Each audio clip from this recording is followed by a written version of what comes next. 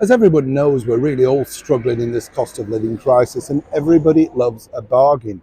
But it's always good to share with you, our chums, our community, things that I find out, because in particular, if you are coming over here to the United Kingdom or perhaps traveling in and around London, it's vital to know these things because, when you go to any new place, have you noticed, you do the things that you think, are on the tourist trail, and they're always normally at the most expensive things, aren't they? The things that you think, oh, right, really, should I be paying for this? That sort of stuff.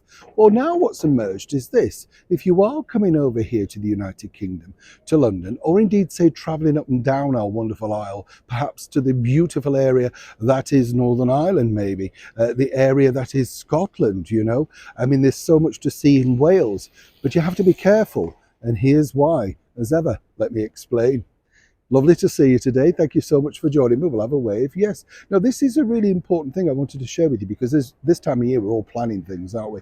And maybe you're doing a trip plan and think, oh, I'm going to come and do this. Now, what I found out was this, and it's emerged over here as a big news story, but it's a thing that I'd never really heard of before.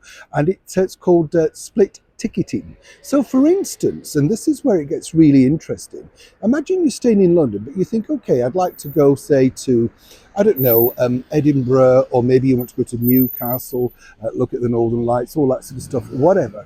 You want to do those long trips and you kind of look online and think, okay, that is the best deal. Now, if you go to a ticket office, say, maybe you're in Victoria, King's Cross, wherever, and you go there and you think, I'll buy the ticket here, a direct ticket will cost you double, triple.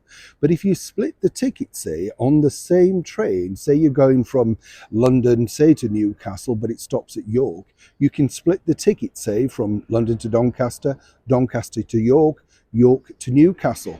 Is that all making sense? I found it quite hard to follow at first, but you get the picture. And then you see that makes the whole thing really cheap. So I looked into this for you to see, say, if you're going to the wonderful place called Aberdeen.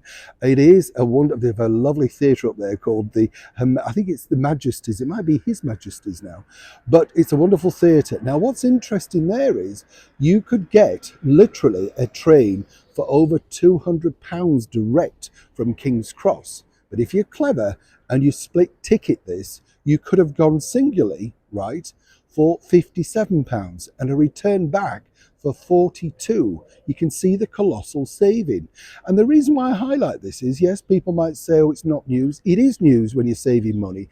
And also, this is the bigger rub of that story. The deal is simply this. You see, if you buy the tickets at literally the train station, the ticket office, they will literally charge you more.